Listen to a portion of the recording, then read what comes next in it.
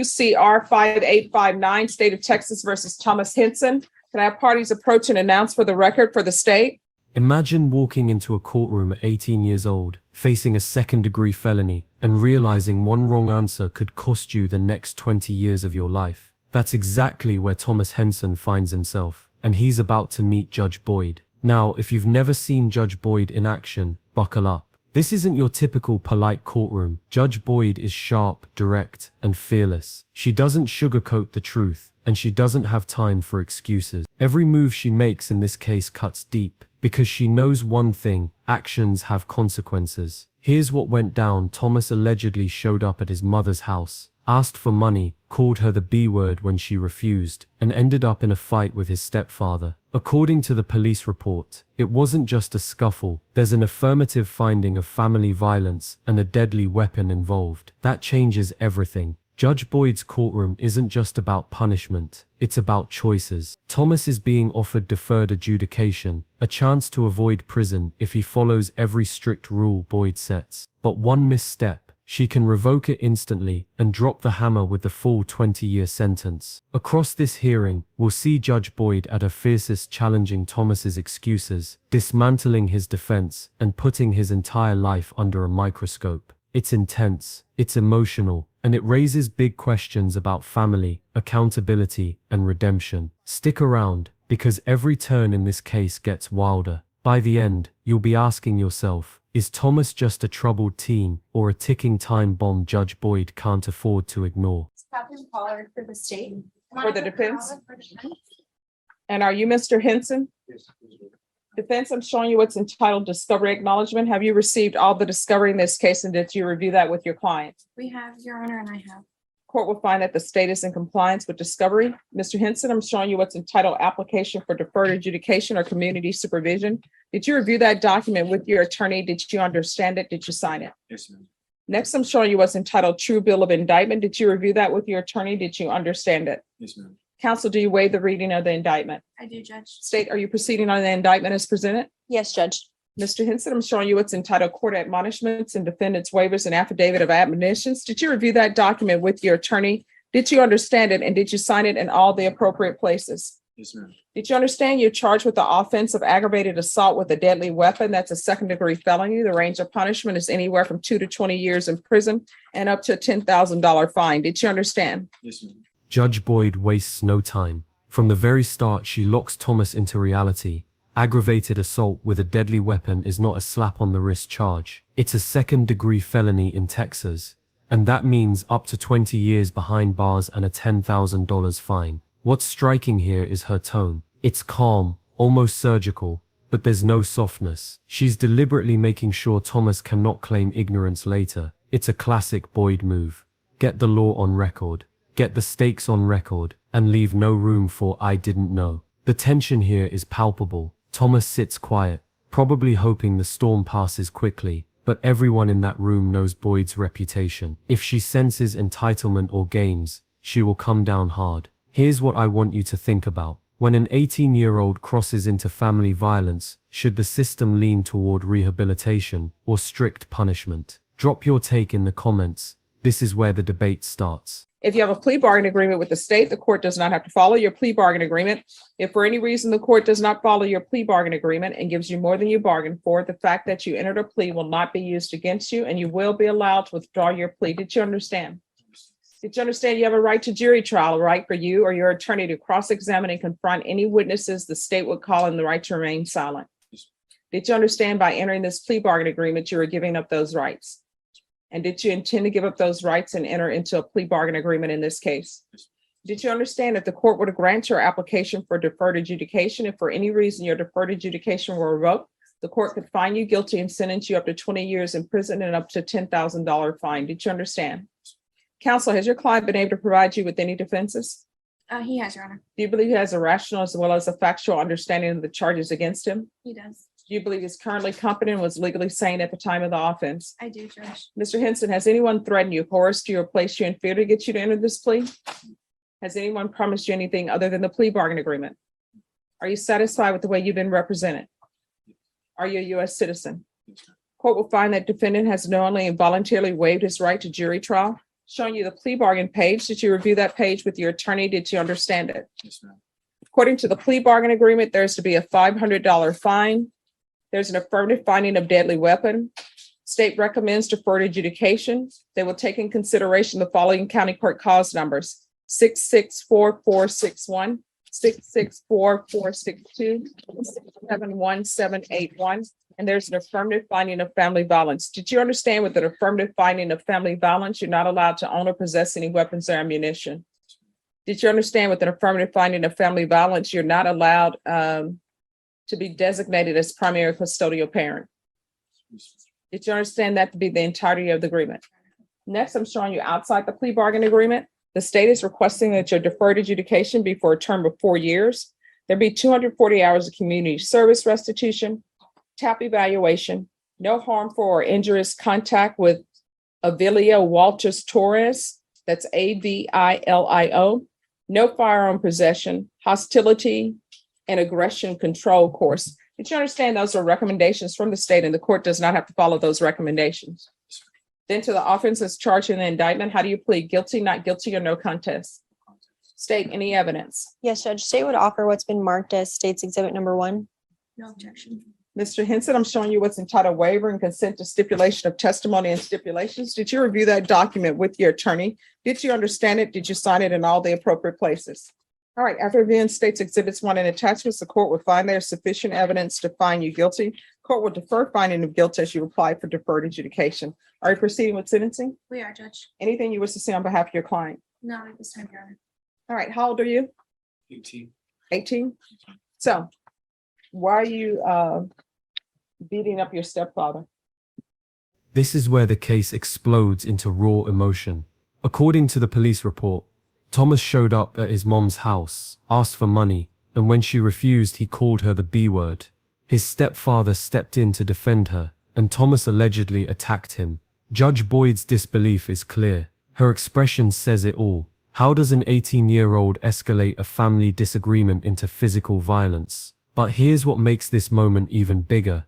Because of the affirmative finding of family violence, Thomas's life changes forever. That label means no firearm ownership, no custodial rights, and a permanent legal record, even if he avoids prison. This isn't just a fight, this is a scar that follows him into adulthood. Would you forgive a family member after something like this, or is this the kind of betrayal that never heals? And mind you, before you speak, I've already read the police report. I was You need to speak up. I can't hear you. I was just not in my right. I was kind of following like a very. I can't hear you. Open your mouth and speak so I can hear you. I have kind of like an issue, and I went about it the wrong way. No, because I read the police report. What your issue is that you went to your mom's house where she lives with your stepfather. You asked your mom if you could stay, and you came over there early morning hours. Then you asked your mom for money, and it appears she did not want to give you money. So then you called her the B word, and then your stepfather said, don't speak to her that way. And then you proceeded to beat him up. So what was the issue? No, what was the issue? Because people, when you ask people for money, they can either say yes or no. So your mother said no. You called her the B word. Why are you calling your mom that word? I shouldn't have done it. No, I know you shouldn't have done it, but my question for you is, why did you? I lost my temper. Temper what? Because she wouldn't give you money that was her money?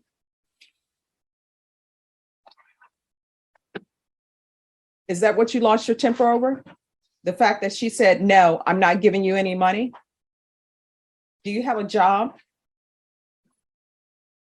So if you want money, and this is what I don't understand about some young people, if you want money, then guess what? You get a job and you earn it. Judge Boyd doesn't just rule, she teaches. And this moment is a masterclass in accountability. She tears through Thomas's excuses with surgical precision.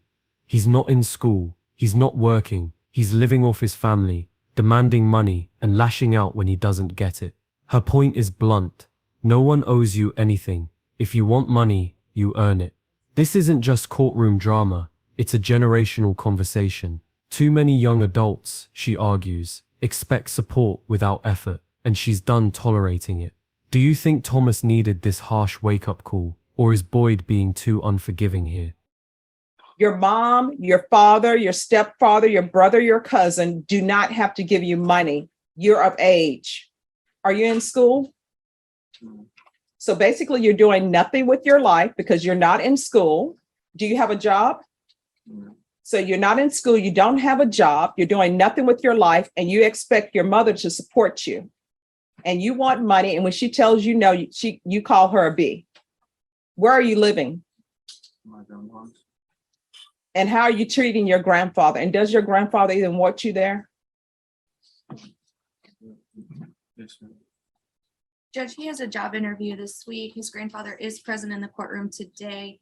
He is very involved in this case and he does support my client, and he does want him in that house, and he has done everything he can to ensure that his grandson is taken care of at this point in time. Do you have children?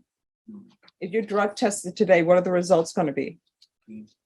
What are you doing with your life other than not working, not in school, calling your mom the B word, and beating up your stepfather? Other than that, what are you doing with your life?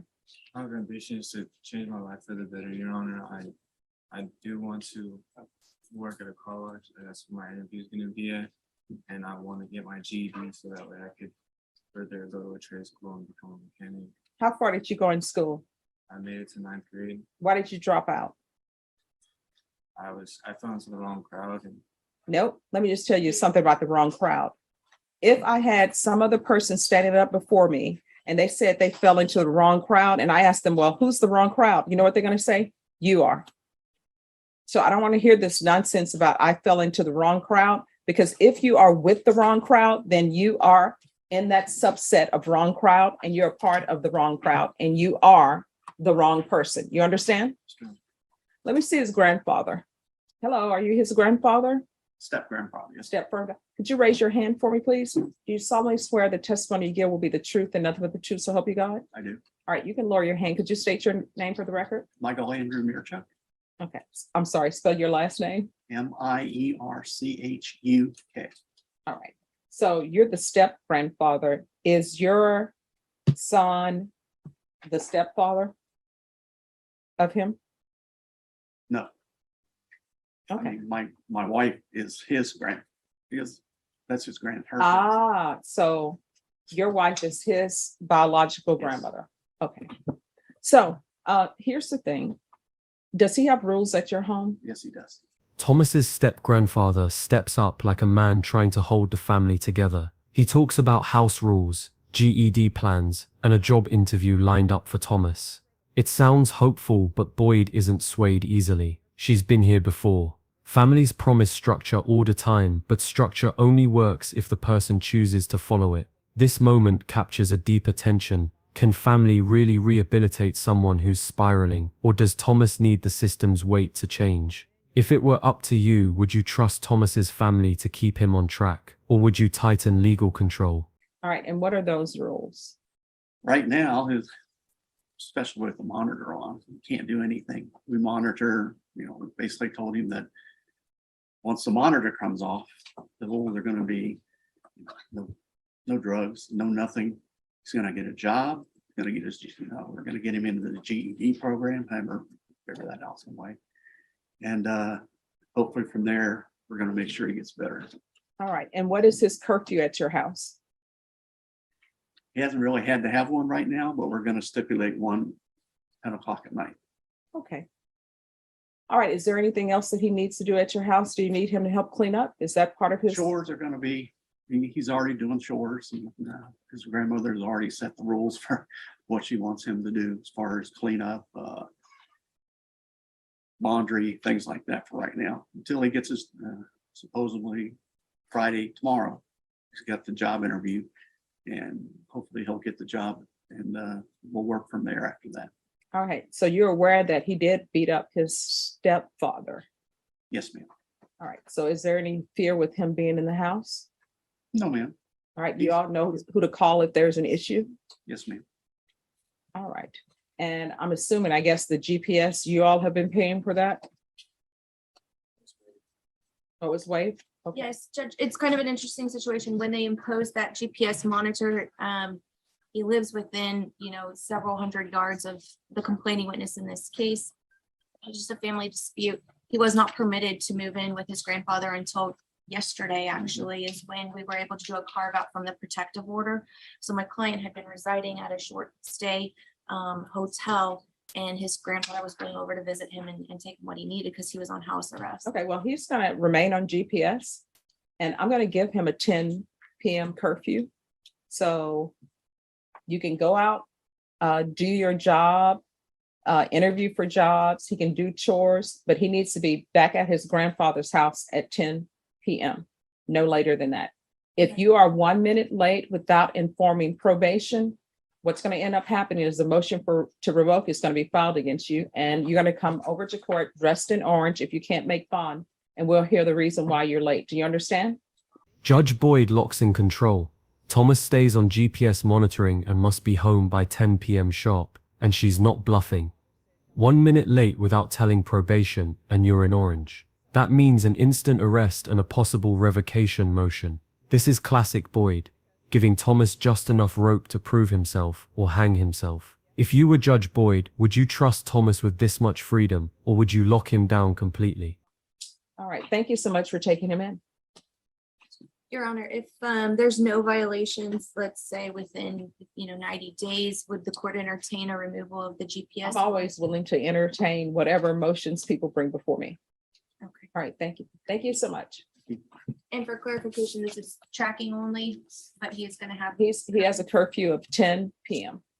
All right, this is what the court is going to do. It's going to be 4 years deferred adjudication, $500 fine that will be probated.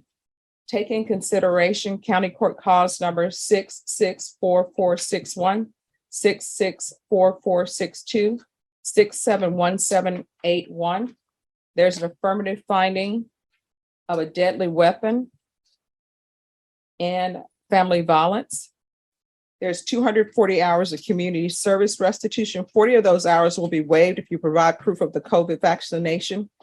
The court is not requiring you to get the COVID vaccination, but you have it, including the booster. The court will consider, will allow you to waive 40 of those hours. The remaining hours will be waived if you provide proof of your GED. You must pass that. Do you understand? This is where Judge Boyd's approach shines. She's not just punishing Thomas, she's building a roadmap for change. Here's the deal: 240 hours of community service is mandatory. But if Thomas proves he's serious about improving his life, earning a GED, showing proof of employment, completing vaccinations, his sentence becomes lighter. This is what makes Boyd so fascinating. She's giving Thomas both the stick and the carrot. Choose growth, and you're rewarded. Fail, and the hammer drops. Question for you: do you think tying personal growth to reduced punishment works for young offenders like Thomas, or does it just delay inevitable failure? There's going to be proof of employment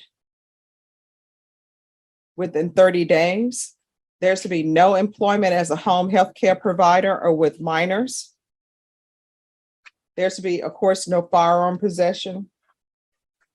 We're going to do the hostility and aggression control course. There's a 10 PM curfew.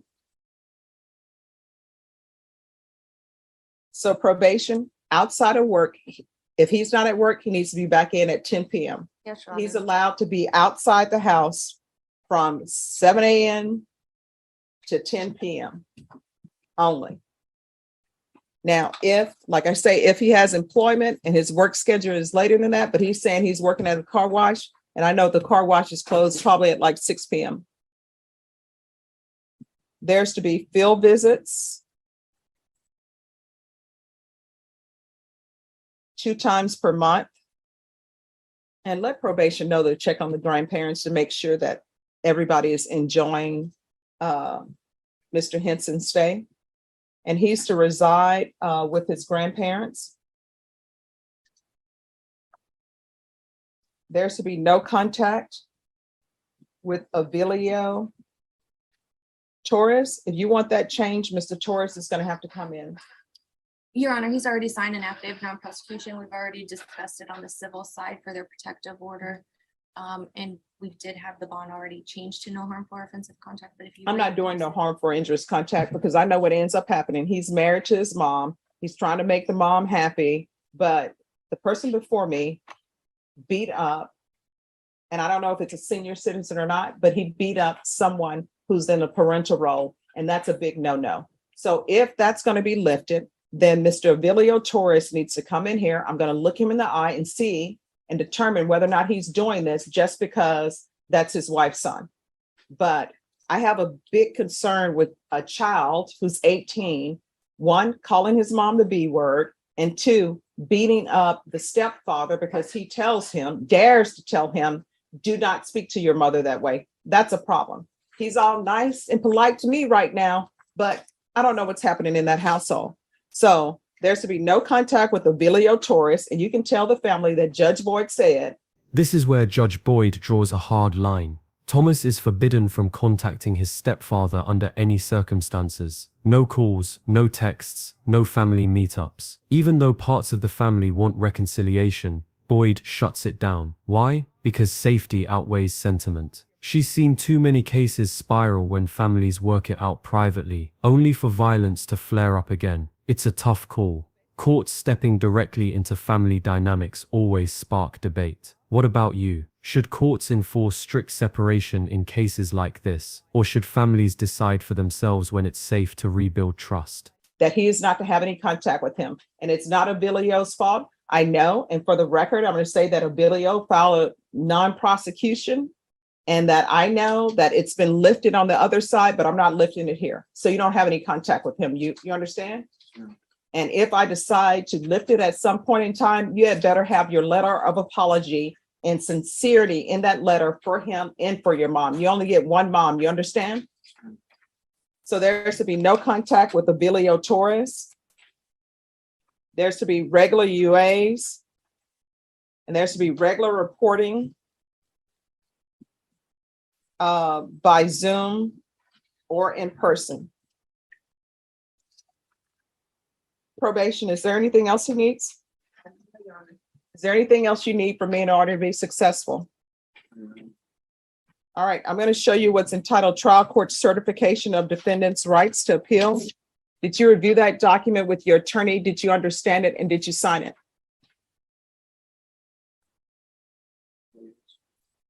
Because this is a plea bargain agreement, because I followed your plea bargain agreement, and because you waived your right to appeal, you do not have the court's permission to appeal. Do you understand? And because this is an affirmative finding of family violence, you're not allowed to own or possess any weapons or ammunition. If you have a question over what a weapon or ammunition is, you'll need to speak to an attorney. Do you understand? All right, we can go off the record. Good luck to you. Here's the thing. You better start treating your moms right. Moms don't last forever. They're not going to be on the planet forever. Don't be that person who's in an imitation of life, running behind a coffin after you had treated your mom so badly, because people are not going to be sympathetic towards you. You understand? All right, good luck to you. Probation is going to go over your condition. Are you all ready to proceed on the motion? Yes, Your Honor. Yes, sir. All right, is this going to be contested or no? No, Your Honor. All right, I don't have an, I do. All right, the court is calling 2022 CR 5859, State of Texas versus Thomas Nathaniel Henson. Could I have parties announced for the record for the state, Zach Dunn for the state. for the defense? Catherine Valenzuela. Are you Thomas Henson? Please remove. I'm going to show you what's entitled Motion to Enter Adjudication of Guilt and Revoke Community Supervision, and state's motion to supplement motion to enter adjudication of guilt and revoke probation. Did you review those documents with your attorney? Did you understand them? Yes. Are you the same Thomas Nathaniel Henson who was placed on deferred adjudication in 2022 CR 5859 for the offense of aggravated assault with a deadly weapon on September 15, 2022 for a period of 4 years? Yes, ma'am. State? Your Honor, on or about the 11th day of August 2023 in Barrett County, Texas, the defendant, Thomas Nathaniel Henson, committed the offense of assault in violation of condition number 1.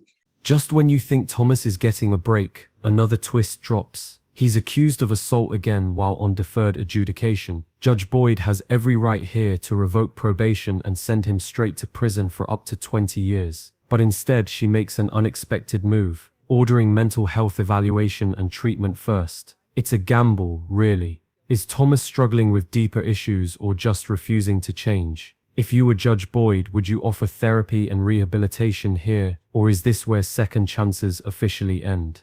How do you plead to that? True or not true? True.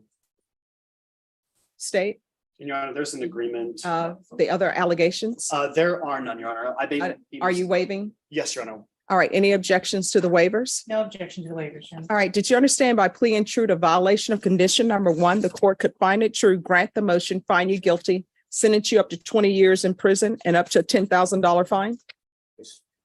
Knowing that, do you still wish to plead true to violation of condition number one? Yeah. Court will find violation of condition number one true. Is there an agreement? There is, Your Honor. We had an agreed recommendation to continue and for DDRF. That is understanding, Your Honor. All right, probation, is that your recommendation? Yes, Your Honor. What is the wait time for DDRF? Your Honor.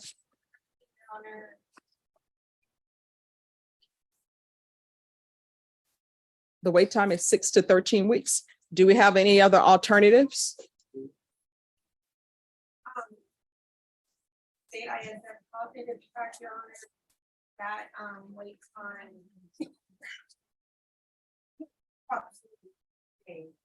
All right, but will that address the issue? Because DDRF, I'm assuming there's a mental health issue. And Your Honor, that had been the first recommendation, then he did the tap about, and that's why we got to NDRF. But the first recommendation had been ISF cognitive. All right, Sorry. no problem. So yes, the original recommendation was for the state ISM cognitive track, but we did an updated TAP while he's been in Bear County, and the recommendation changed for DDRF due to the mental testing. All right, so the new number one, who is the complainant? She has up to screen. I mean, what is the relationship? She's been my girlfriend. Girlfriend. All right, and are we doing no contact with the girlfriend? I believe there had been, she did sign an affidavit of non-constitution. We did enter a plea to proceed with the treatment that he believes he does need, Your Honor. All right, so I'm going to order no contact with that person. And then once his mental health is stable, we'll do something different. Do you understand? I'm sorry, you need to speak up. All right, so do you have anyone else that you can live with? Mother? I wasn't just living with her. She was living. She was staying. Okay, you're mumbling. I can't understand. I can't hear you in the court report. I can't hear you. I wasn't living with her. She was staying with me. So. All right, so do you have your own place? So who were you living with? Yes, I was staying with my grandma. All right, so you need to stop inviting people to live with your grandmother when she's already have you living with her. You understand? And So were you supporting yourself at all? Or were you just dependent upon your grandmother? I mean, I wasn't paying rent, but I wasn't. Were you working? I'm sorry, I can't hear you. Sometimes. So that means that you're not bringing in a stable income and you're bringing somebody else into your grandmother's house. That's a big no-no. You understand? Yes. All right, probation, anything with Center for Healthcare Services or? Your Honor, I think. And I know that the state waived and abandoned the other allegations. However,